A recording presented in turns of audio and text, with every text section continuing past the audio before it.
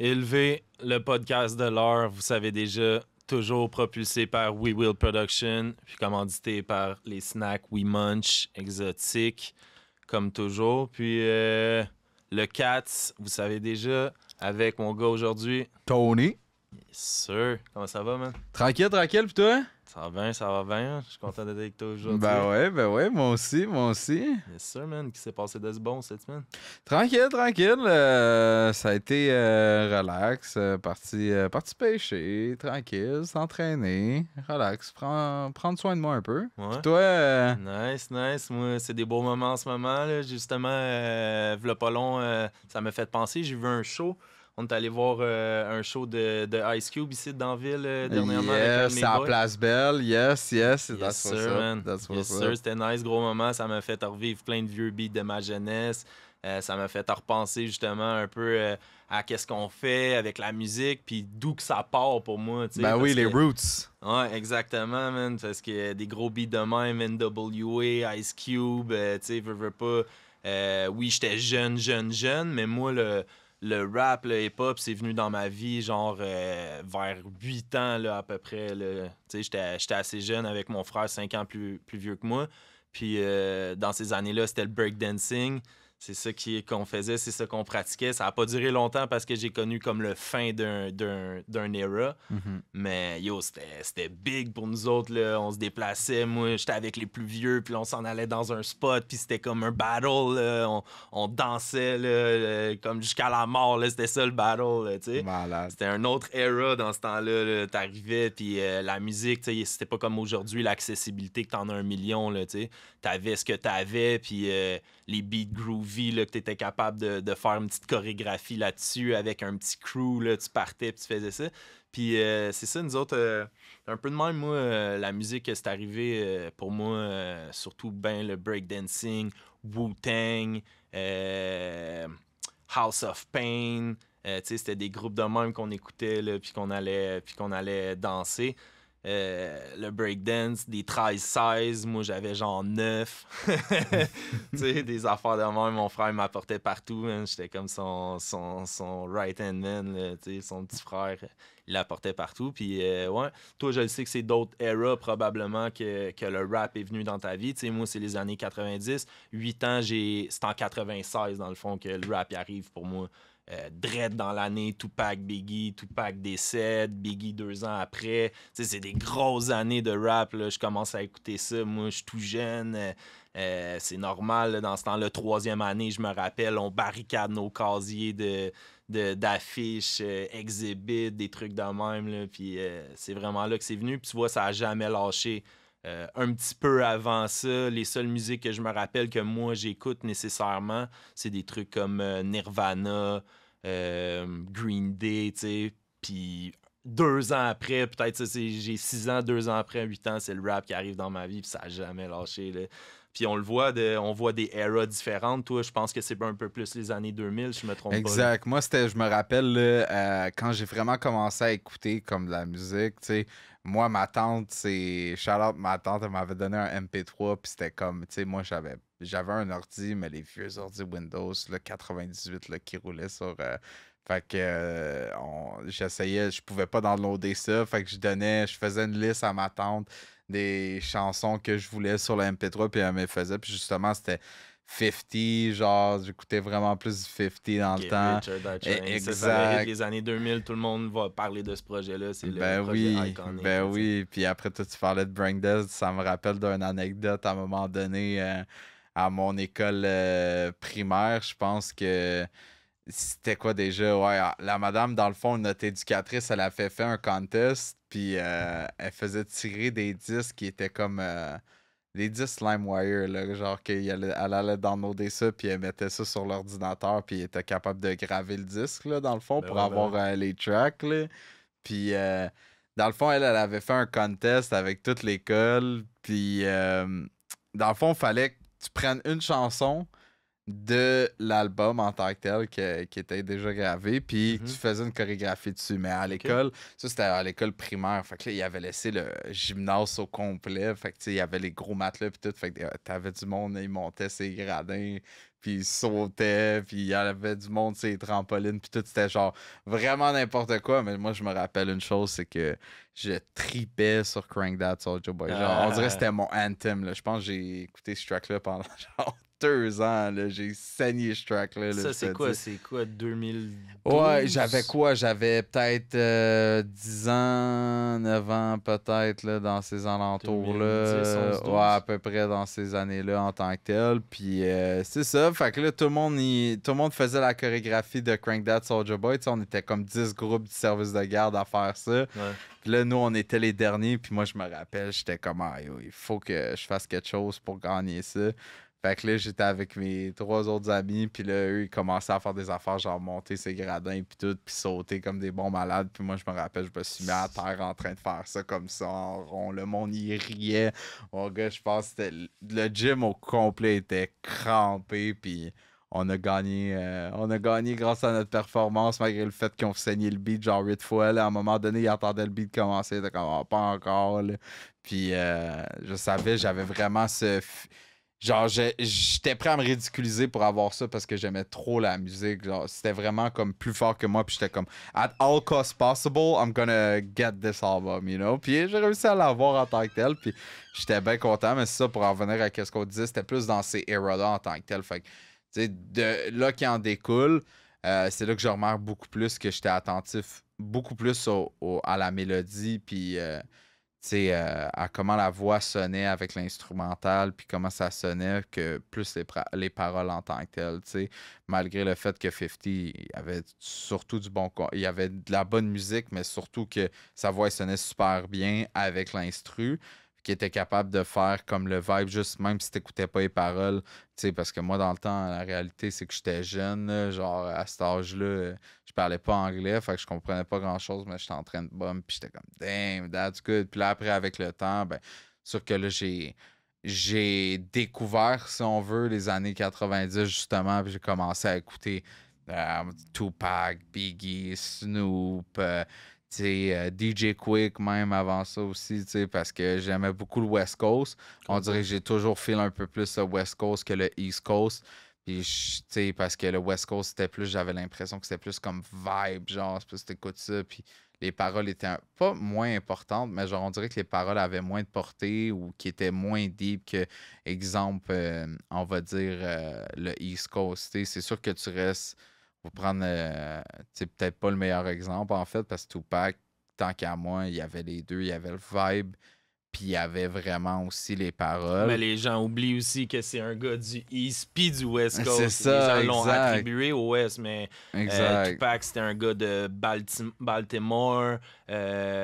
Si je me trompe pas, il a été à New York aussi. Il a bougé. Là, quand il a fini par faire la musique, et à 16, 17, 18, 19 ans, là, il était rendu à LA, puis Exact. dans l'Ouest, mais il n'a pas grandi là. Tu sais. Puis c'est un 100%. gars universel, ça a apparu dans sa musique aussi, dans tout ce qu'il a fait. Tu sais. Il a été dans des écoles différentes, il a vu des trucs, là, que ça s'est reflété dans sa musique. Ça a toujours été un artiste de toute façon. 100%, man. Parce que ça, j'ai l'impression des fois, t'écoutes plus Snoop Dogg. Snoop Dogg, ça va plus être party music. You know, C'est y a un pas. vibe. Là. Exact, c'est un vibe. Puis j'ai plus l'impression que le West Coast, c'est un peu plus vibe. Puis genre, Tupac est l'exception, comme t'as dit, parce que lui, on dirait qu'il réunissait le meilleur des deux mondes, autant le lyrical du East Coast, puis le vibe du West Coast. Puis il était juste capable de merge ça ensemble. Puis ça, je trouvais ça vraiment nice pour de vrai. Ça, c'était Mais vraiment dans mes cordes. puis Ça. sinon, toi, tu me dis les années 2000, c'est pas mal là, que la musique, le rap est arrivé dans ta vie. Je sais que tu m'as parlé de Soulja Boy. Get Rich or Die Trying, ça, c'était un gros projet Ouais, pour c'est toi. ça. En fait, c'était pour moi le seul projet quand Dans j'étais ces jeune. années-là, le Puis 2004. exact. Ben, c'est ça.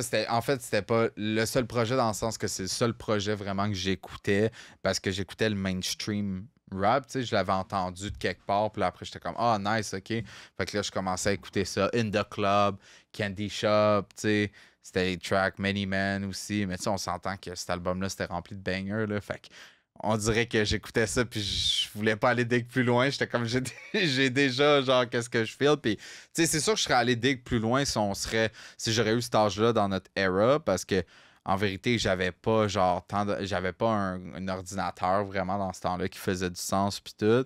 Puis j'étais plus comme dans mes jeux vidéo, genre PS2, PS3, etc. Fait que j'étais pas genre un geek de musique, là, justement. Je pouvais pas me permettre de. Ben, pas nécessairement être un geek de musique, mais je pouvais pas me permettre d'aller vraiment découvrir de nouveaux artistes, etc. Parce que j'avais pas vraiment accès à YouTube. Ça c'était plus comme au secondaire là, que j'ai commencé à avoir accès plus. Puis que justement, c'est là que j'ai découvert un peu le, le West Coast. Je me rappelle, c'était genre secondaire 2. Parce qu'en secondaire 1, j'écoutais beaucoup de rap comme montréalais en tant que tel, les gars de Montréal, les gars de mon coin en tant que tel. Puis, tu sais, moi, ça me fascinait, veux pas de voir que les gars de Montréal, ils rappaient. Puis tout, pour moi, c'est quelque chose que j'avais jamais vu. Là. Je voyais les gars faisaient des vidéoclips dans ma cour d'école. Puis tout, là, j'étais comme, oh, what happened? Ah Genre, ouais. tu comprends, ça piquait ma curiosité. Puis tout, puis là, c'est là que j'ai commencé à écouter plus de rap comme, on va dire, de Laval, Montréal en tant que tel. Puis là, qu'on dirait que j'ai eu comme un peu plus la piqûre pour la musique comme d'ici. Mais là, après secondaire 2, j'ai rencontré un de mes bons chums au secondaire s'appelait Olivier. Shout out Olivier. Il m'a fait découvrir. C'était un beat de Snoop. Je me rappelle pas. Je pense que c'était Lowrider qui m'avait fait écouter. Je pense. Si je me trompe. Lowride, en fait, c'est ça. Puis là, j'ai écouté le beat. J'étais comme, oh shit. Puis là, j'ai commencé à dig un peu plus dans tout ce qui était 90s music. 90s music. Puis tout. Puis ça a fait comme un throwback. J'ai découvert les 2000 avant. Après, je me suis intéressé aux 90s. Puis j'étais comme, justement, il m'avait parlé justement de Warren G aussi.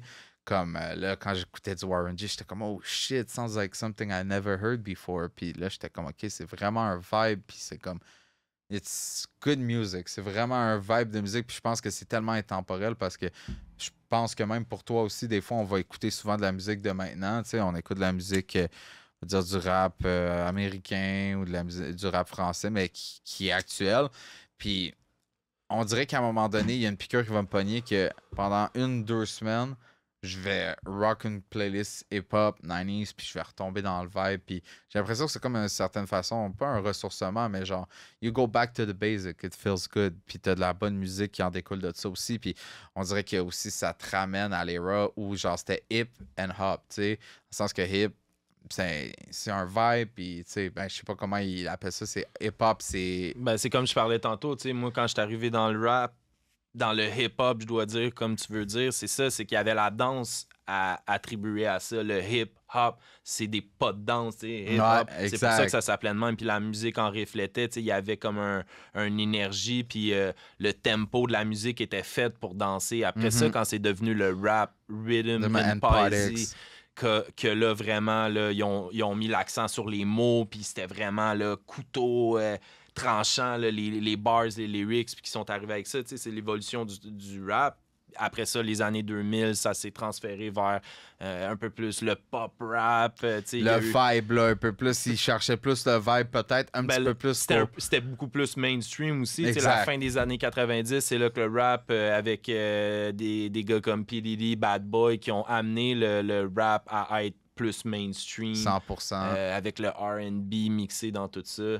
Puis, tu sais, moi, 90s, là, oublie ça, je rentre là-dedans, oui, c'est le breakdance, mais ça dure pas hyper longtemps parce que j'arrive à la fin du era, là, de cette époque-là. Tu sais, on en fait pendant comme 2 ans, fait que de 8 à mes 10 ans, puis après ça, ça die off, surtout nous autres ici à Montréal, tu sais, c'était pas la même culture qu'aux États, sûrement qu'aux États, à New York, Ça a duré tout peut-être un peu plus longtemps. Exact, mais ici, là, c'était éphémère. J'ai eu la fin de ça, mais c'est ce qui m'a fait rentrer là-dedans. Après ça, c'est sûr, moi, je me rappelle dans mes premiers projets, Tupac,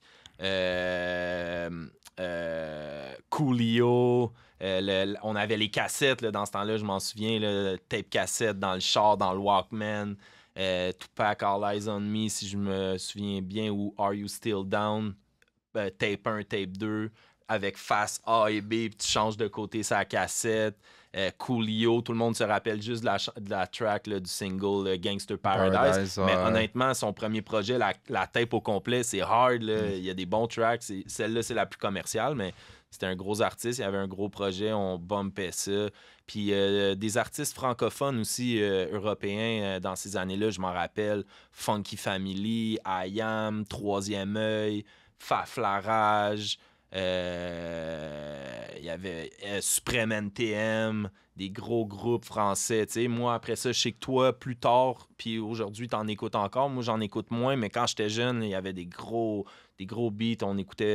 J'écoutais plus de rap français à ce moment-là. Puis là, tranquillement, ben oui, c'est arrivé à Montréal.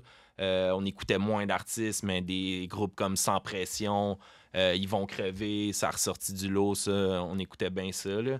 Mais moi, 90s, sinon, c'est vraiment...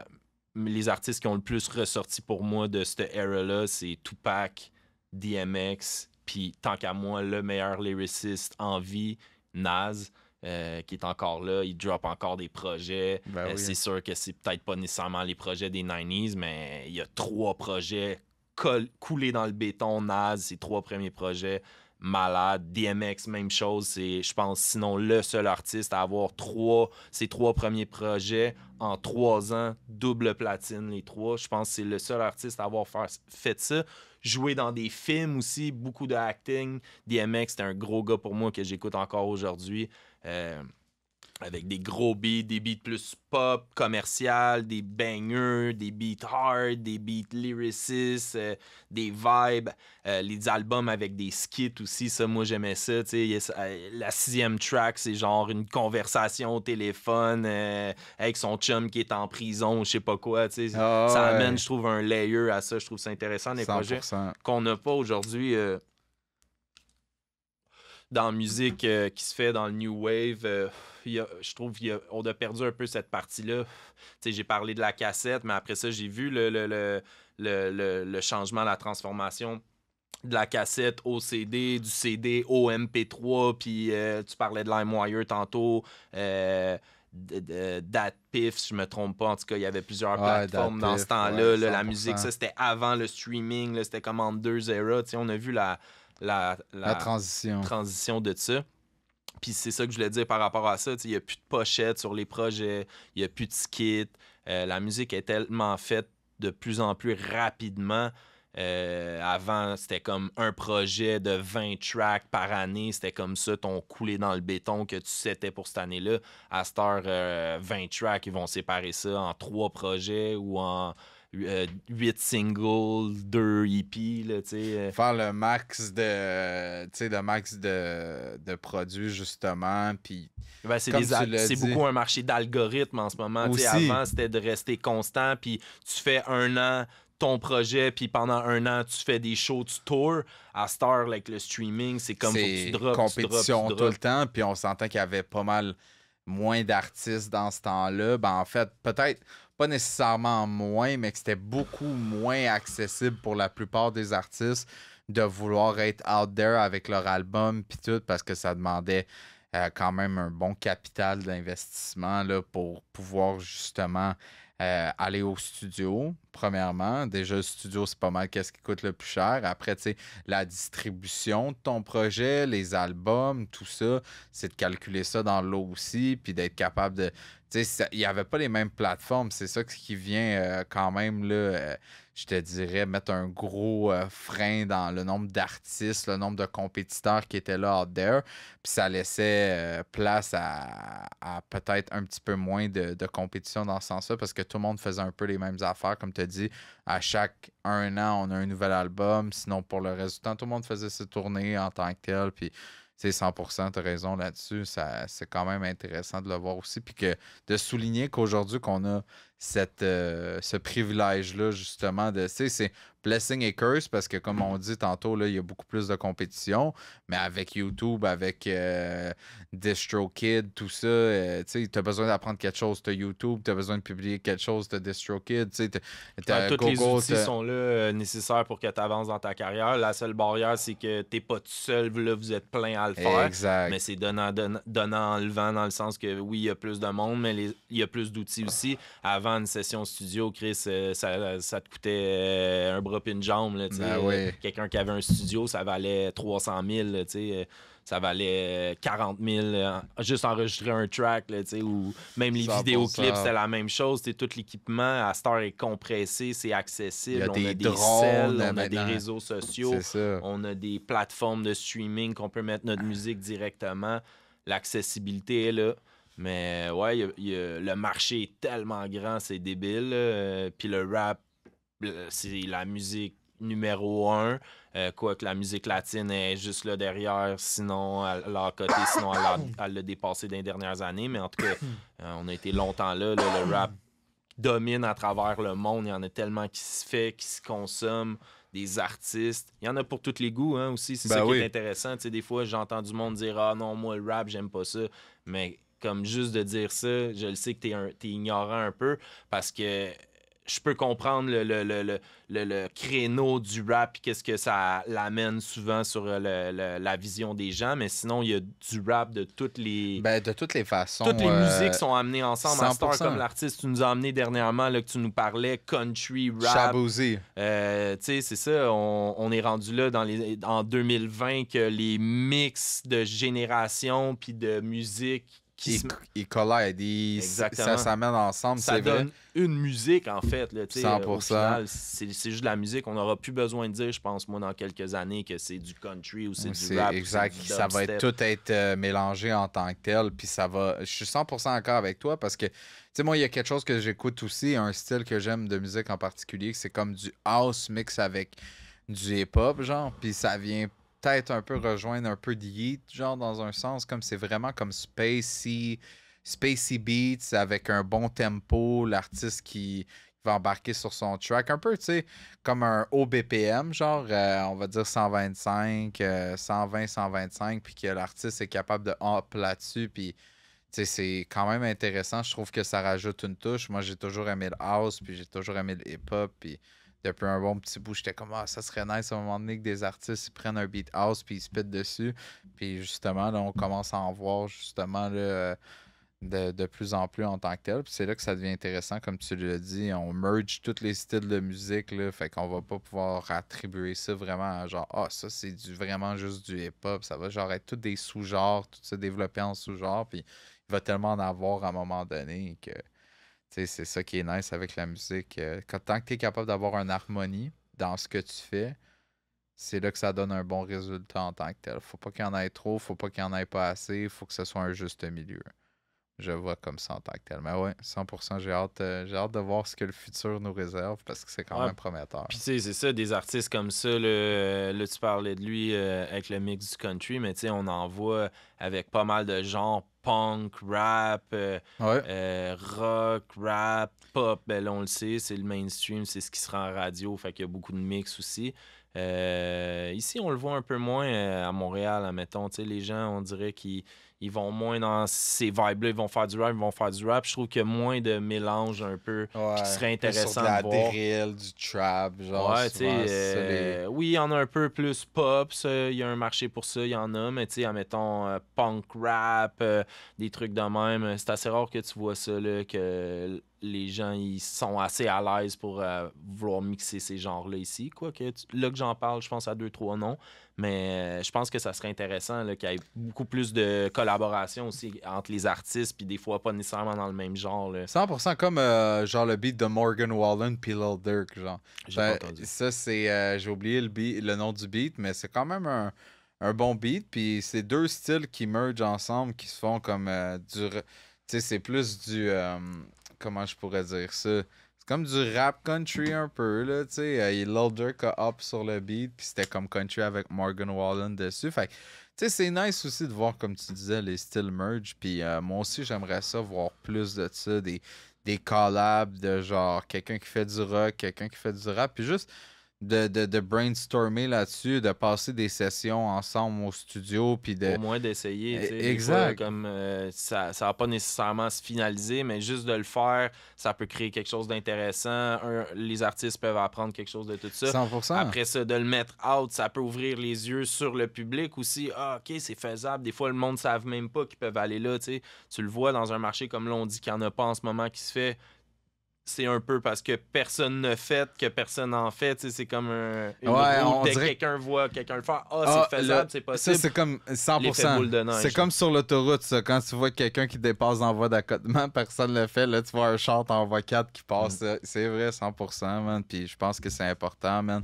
Puis je pense que c'est ça, il manque d'éclaireurs, de pionniers, je devrais dire, en fait. Tu sais, dans le mouvement en tant que tel, comme tu l'as dit, faut, faut expérimenter des nouvelles choses. C'est de la musique, tu sais. C'est de la musique expérimentale, souvent, il y a beaucoup de choses.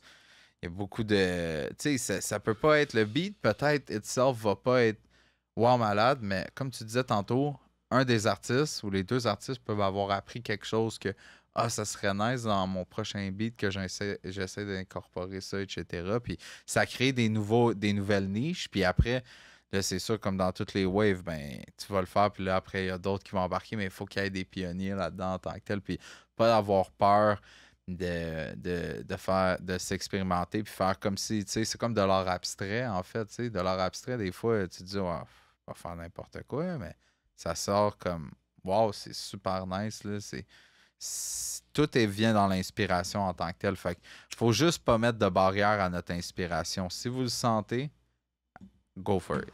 Aussi simple que ça. Moi, je vois comme ça en tant que tel. Oser. Oser. Parce que... Puis toi, vite de même, moi je te disais mon top 3, mes albums de tous les temps. Là. DMX, Tupac, Nas. Ou ben, les trois artistes pour moi. Projet, ben, leurs trois premiers projets, à chacun des trois confondus, c'est probablement mes meilleurs projets. Toi, si t'aurais à nommer trois projets comme ça dans le rap, qu'est-ce que tu nommerais? Je sais que t'as parlé de Get Rich or Die Trying. Je suis curieux, t'en aurais-tu deux autres? Ben, honnêtement, tu sais, Ou des artistes. qui est propre à moi, que moi, ça a résonné. Je veux pas y aller d'un point de vue objectif parce que, tu sais, si on va d'un point de vue objectif, dans le sens que, pour moi, Tupac, Biggie, puis c'est bon, le troisième, c'est vrai que je me dis, je cherche le troisième, mais tu sais, ils sont tous venus, Tupac et Biggie en tant que tel, ils ont toute une résonance en moi que très peu d'artistes ont eu en tant que tel dans le milieu rap parce que fut un moment où je t'aurais dit si j'écoute plus de la musique sans écouter les paroles, je t'aurais nommé d'autres artistes, mais il faut être aussi d'une certaine manière objectif dans le sens que tu peux pas dire qu'un artiste a fait genre un fou banger puis comme tu sais comme exemple tu prends genre Drake qui fait des bangers puis tout. Moi personnellement Drake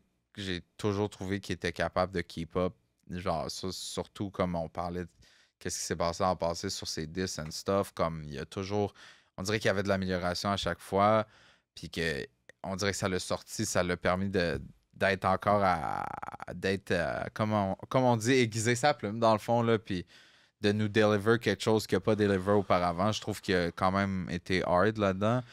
Puis tu sais je me dis que pareil, c'est pas aussi deep que Tupac, Biggie, tu sais ça va, je pense que c'est vraiment les lyrics over the flow at the end of the day.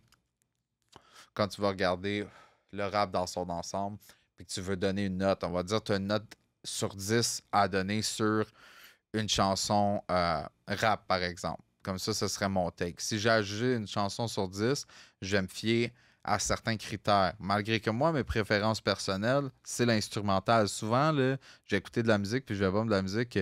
Les paroles, ça veut pas dire grand-chose, mais c'est juste à l'oreille comment j'écoute, puis tout, comment ça me fait sentir que je file ça. Mais je suis tu sais, je suis au courant, je suis pas alerte, mais je veux dire, je suis self-conscious about it que vraiment, comme le rap puis qu'est-ce qui est delivered dans les mots, ça va plus important que le beat dans une certaine façon, d'un point de vue objectif en tant que tel. Parce que je pense que à la base, rhythm and poetic, ça dit, tu sais, on peut dire peut-être 50-50, mais j'ai toujours l'impression que les paroles, c'est ça qui va vraiment, vraiment pouvoir démarquer un artiste d'un autre. Parce que la prod, ça, c'est le producer. Tu sais, c'est un autre. Tu sais, c'est un autre créneau d'une certaine façon. Mais, c'est le squelette du track. Quand même. Exact, 100%. Puis c'est comme tu as dit, c'est le squelette du track. Mais après, les artistes, comment on peut comparer d'un artiste à l'autre? Ben, tu sais, selon moi, c'est comment il deliver son flow. Premièrement, donc, comment il délivre ses paroles en tant que tel, puis bien évidemment ses paroles. Qu'est-ce qu'il a à dire? C'est quoi qu'il raconte? C'est ça qui va quand même, veut pas, d'une certaine façon, pour moi, définir le rendement d'un artiste rap. Puis c'est pas pour rien, justement, que tantôt, moi, je parlais des gars comme Tupac puis DMX. Leur delivery, pour moi, ça vient me chercher. C'est comme 100%. Au-delà d'être des qui ont une plume aiguisée, qui ont des bonnes plumes, tu l'entends dans leur musique, qui mettent leur 120%, là, qui mettent leur énergie là-dedans. Ouais, que tout est là. Ils font ça de cœur. Ils sont pas là lazy en train de te spit ça dans le mic, genre juste comme ça. Là. 100%. Il vit dans... Tu le sens dans sa musique, là, il vit dans sa musique. Moi, ça m'a touché des artistes comme ça. Nas, différent, moins, plus lay-back, mais comme un analyste, là, il écrit qu'est-ce qu'il voit autour de lui. Là. Un beat comme Rewind qui parle d'une histoire, mais il la rappe à l'envers. C'est du génie, là, des tracks comme ça. Ben oui, 100%. Puis moi, je suis pas un gars qui écoute exemple du Nas, là, genre, j'en écoute pas beaucoup. Mais je respecte énormément genre l'artiste qui est derrière lui, même malgré si c'est pas dans mes goûts, dans mes palettes, comme tu l'as dit, d'un point de vue objectif, bro, c'est un génie, là. Ben ouais, puis il y en a d'autres, tu sais, on parle des années 2000, moi ça a commencé des 90s, j'ai écouté un peu des 80s, mais c'est pas ma génération, fait que c'était la fin 90s. 2000 aussi, là. Eminem aussi, tu sais. Eminem, je pense. Nate qui était là depuis les 90s, mais il a dominé le début des 2000. C'était 100%. Le gars des refrains, Nate Dogg sur toutes les beats. Des grosses années, des Lil Jon, des Ludacris. Ben oui. Le South arrivait beaucoup aussi là, dans les années 2000, milieu 2000. Ça a commencé à être le South beaucoup qu'on a entendu. Des gros beats. Après ça, les années 2010 en montant, ben là, moi, je me rappelle 2012, 2011, 2013, ça a bougé vraiment beaucoup. Là c'est là que tu as eu des gars comme Kendrick, Drake, J. Cole, sont tous arrivés dans ces années-là, A$AP, avec les collectifs, ça a bougé en crise. Ben là, oui. 2010 en montant pour arriver en 2014-15. Que, comme ils disent à Montréal en 2016, c'est là que le rap a commencé, là, tu sais. C'est ridicule un peu. Mais ça, c'est comme ça. Ça va toujours être le clash des générations de toute façon, parce que c'est normal. C'est comme ça dans la vie. C'est comme t'es jamais d'accord avec tes parents. Ben ouais. T'aimes pas la musique qu'eux autres écoutaient. Là. Pour toi, c'est de la merde. T'sais. Ouais, parce que si tu me dis live, c'est qui mon top 3, genre, du genre de musique que j'écoute. Puis pour ajouter tantôt à mon top 3, je te dirais du point de vue objectif, je pense que Eminem aussi en fait partie d'une certaine façon. Parce que même moi, j'en écoutais de la musique, bien évidemment, d'Eminem. Puis genre, c'était Lose Yourself, Mockingbird, puis tout. Puis c'était un vibe, là, genre, ça venait me chercher, puis tout. Gros gars. Puis, ben oui, 100%. Puis c'est ça. Mais si tu me dirais, genre, mon top 3 du moment, tu sais, je dirais peut-être Key Glock, pour de vrai. Key Glock, vraiment, j'aime sa musique. On dirait que j'écoute ses albums. Puis genre, c'est rare les tracks que je vais skip parce que, genre, c'est mon vibe. Je vibe avec ça. Je trouve qu'il y a un beat, puis que, tu sais, il y a des paroles. C'est peut-être plus comme, d'une certaine façon, tu sais, du rap pop, dans le sens que qu'est-ce qui se passe en ce moment, c'est parler de gun, parler de ci, parler parler de drogue, puis de etc. On sait que tu comprends ce que je veux dire. Je pense que vous comprenez aussi ce que je veux dire en tant que tel, tandis que back then, c'était vraiment plus comme il relevait des facts de la vie, genre des leçons, puis genre c'était vraiment comme il y avait un transfert d'énergie par rapport à eux puis à leurs auditeurs. Il y avait vraiment un message qu'on voulait passer en tant que tel dans ces musiques-là. Tu sais, comme quand j'écoutais Changes, à chaque fois que je l'écoute, genre ça me fait des frissons puis tout, de Tupac. Tu sais, je trouve que c'est un vibe, c'est de la musique, presque de la musique comme activiste, genre de la musique pour faire avancer derrière. les choses, exactement. Comme Bob Marley, tu sais. Le reggae, Bob Marley, que lui, back then, tu sais, il allait... il y avait un gros speaker, il se promenait dans la musique, puis il se promenait genre dans un pick-up, puis il blastait sa musique et tout. Mais c'est ça, il y a beaucoup du confort aussi, je pense, là-dedans, parce que dans les années 80-90, le rap, c'était pas confortable, tu sais, c'est pas... t'avais pas des gros salaires, tu sortais pas plein d'argent, c'était pas reconnu encore, fait qu'il fallait que tu te battes pour le mettre à l'extérieur puis espérer avoir une chance, fait que sais, c'était comme une boxe, là, c'est comme un combat de boxe, t'amènes ton 100%. projet, ta musique avec toi, puis tu le spits, tu le barres sur le coin de rue, tellement que tu y crois à ton affaire, puis tu l'amènes plus loin, t'as des shows, tout ça, tu sais. Tandis que la musique aujourd'hui, comme on en parlait tantôt, avec les plateformes, les réseaux sociaux, tous les outils sont là, fait qu'il y a l'envers de la médaille où ce que les artistes deviennent confortables, puis ça devient lazy un petit peu, là, 100%. des fois, dans les lyrics, mais je peux pas le blâmer non plus, c'est un autre wave, c'est une autre génération. C'est vrai. Les beats sont plus mis de l'avant, tandis que dans ces années-là, il y avait des gros beats, les 90s, mais ils n'étaient pas mis de l'avant autant qu'aujourd'hui. Les producers n'étaient pas reconnus autant. Ça a changé beaucoup dans le game. Tu sais, c'est des bonnes choses aussi parce qu'ils font beaucoup de travail là, derrière Oui. avant que tu ailles le son dans tes oreilles. C'est même pas le travail qui a été fait. 100%. Puis avant, ils étaient à peine reconnus. Ou, là, on remet leur nom à l'extérieur pour pas les oublier puis pour s'en rappeler. Mais les jeunes producers, on les entend. Ils disent leur nom sur les records. Ils savent la star, ils veulent pas manquer leur chance. Exactement. Ils deviennent des artistes parce qu'on entend leur voix, on connaît leur nom, on voit leur face dans les vidéos, whatever. Fait que là, ils deviennent comme une personnalité là, qu'on peut les capter puis les voir puis s'en rappeler. 100%. Savoir que c'est eux qui font les beats. Puis là, un moment donné, tu catches, OK, les beats d'un tel, ça, c'est des bangers, c'est hard. Oui. Même si c'est un autre artiste, des fois, tu le sais que ça va être un beat hard, un banger. C'est un type de beat qui s'en vont vers là. Ça, c'est une bonne chose dans tout ce qui a changé. C'est cool à voir l'évolution vers ça. 100%. T'sais. Parce qu'il faut donner le crédit, je pense, aux producteurs. Parce que comme tu l'as dit tantôt, c'est le squelette. Il n'y aurait pas de producer, il n'y aurait pas de track out there. Puis c'est deux formats d'inspiration qui sont différents, mais qui se rejoignent à un certain niveau en tant que tel. Puis c'est ça qui est super intéressant, entre la fusion, en fait, entre le track puis l'artiste en tant que tel. Fait que c'est le producer puis l'artiste. Puis si tu as la chance d'avoir ton producer comme ingénieur de son en plus, ben t'es encore plus chanceux parce que il connaît ses tracks, il sait comment ça va. Peut-être que lui, déjà en faisant les beats, il s'est déjà peut-être imaginé quelques flows, peut-être quelques adlibs qui pourraient bien aller à quelque part. Tout fait qu'il est capable de t'avoir des inputs aussi par rapport à ça. Puis ça, je trouve ça nice aussi. C'est de donner le credit que les producers ils doivent d'avoir en tant que tel. Puis comme Metro Boomin, il faisait des albums, puis tu voyais à un moment donné, sûr tu t'en allais sur Spotify, Metro Boomin avec Future, mais Metro Boomin, il y avait tous ses beats avec tous les gars qui avaient fait, puis je pense que c'est important, man. C'est important pour de vrai. Les producteurs, les beatmakers, c'est important de leur donner la reconnaissance exactement qui leur sont dus parce que c'est important, man. Ben ouais, les vidéographes derrière les trucs, on entend de plus en plus leur man. nom, on voit.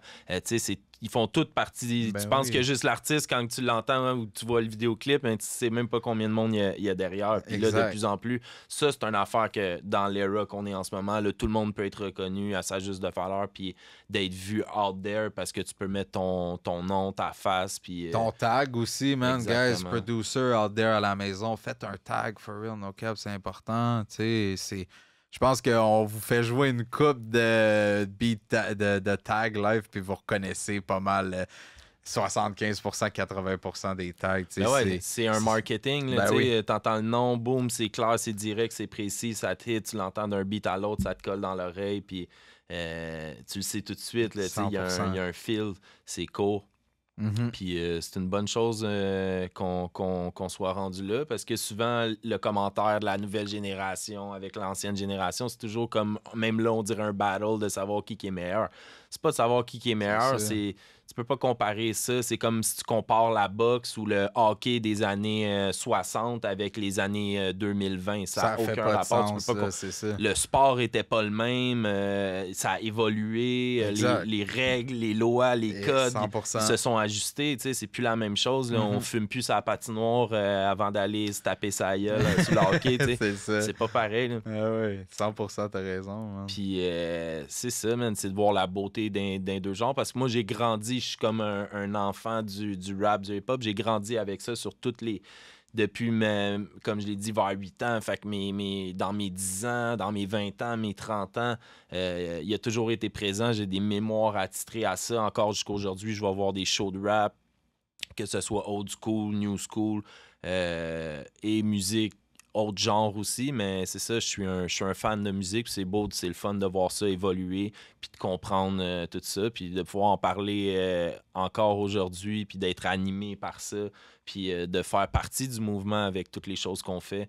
C'est intéressant, c'est le fun, on garde ça actif avec le podcast, on a des conversations là-dessus, des guests qui viennent. C'est intéressant de pouvoir développer ça une autre fois encore aujourd'hui. Puis j'espère que vous avez aimé le podcast. Toujours de l'heure élevée. And we out.